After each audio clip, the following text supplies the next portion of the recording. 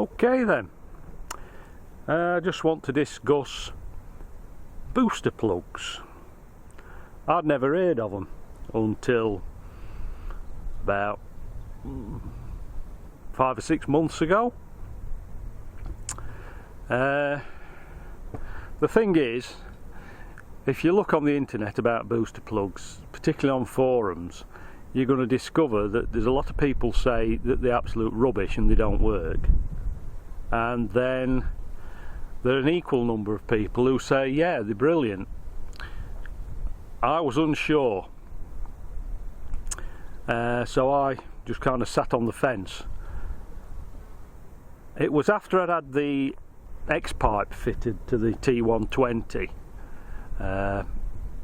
It made such a phenomenal change to the performance of the bike, so much smoother running, and but having fitted the X-pipe, I was concerned about the possibility of doing permanent damage to the engine, so I took it and had it dyno tuned, and the guys who did the dyno tuning at Torque Tune over at Ollerton in Nottinghamshire, they specialise in motorcycles, that's all they do.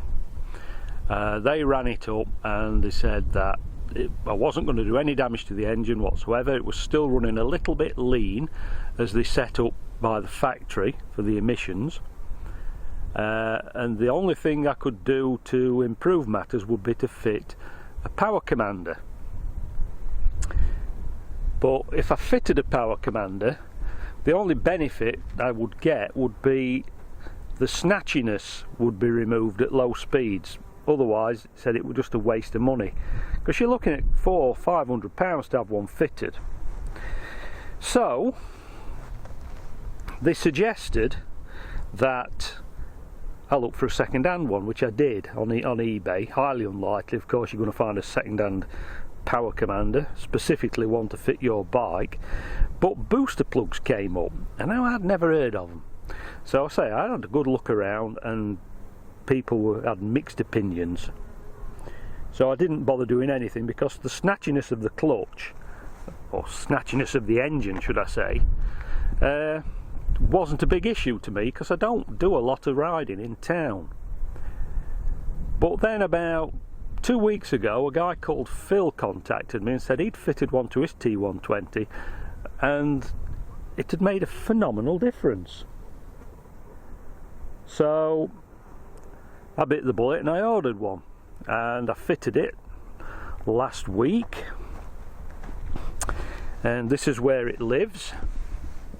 So you remove the plug from the air intake temperature sensor and you plug the connector from the booster plug onto that. Then the other cable from the booster plug plugs onto the cable that came off the AIT sensor. Then somewhere down here is the little connector box, or a green fly living in there, and then there's the additional temperature sensor.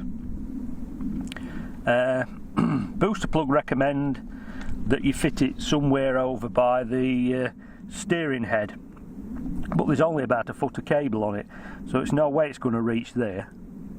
They do suggest that you can cut it and solder cable in, but I didn't fancy doing that, so I lazily poked it down the air intake to the air filter.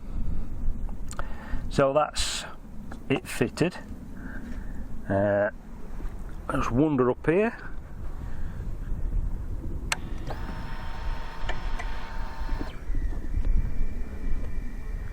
Now then, let's have a look-see.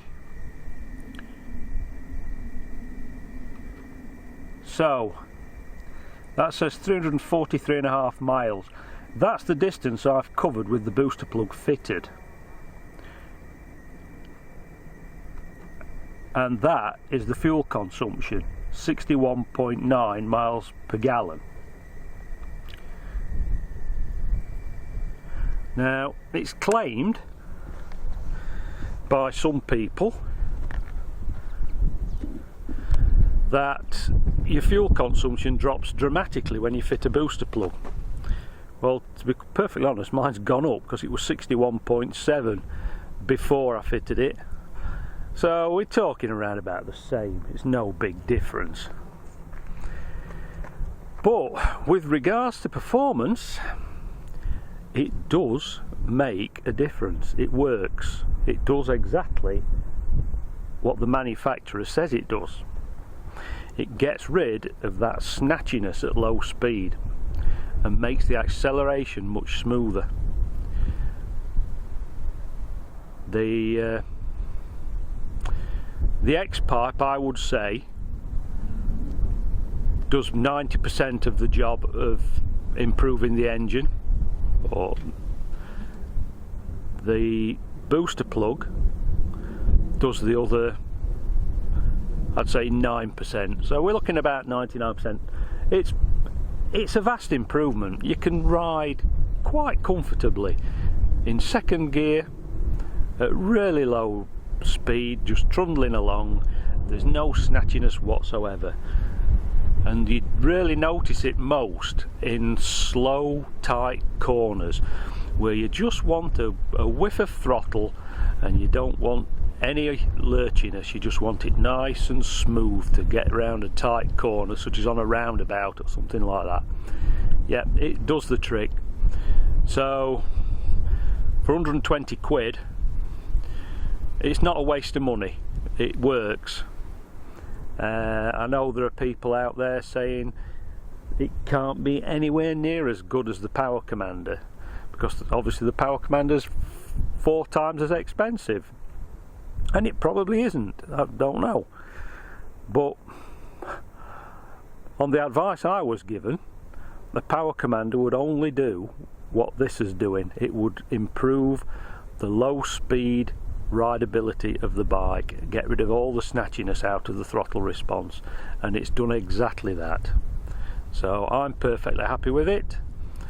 I can only thank Phil for telling me about it, the fact that he'd fitted one and he was happy with it, because I can honestly say I fitted one and I'm happy with it on my T120.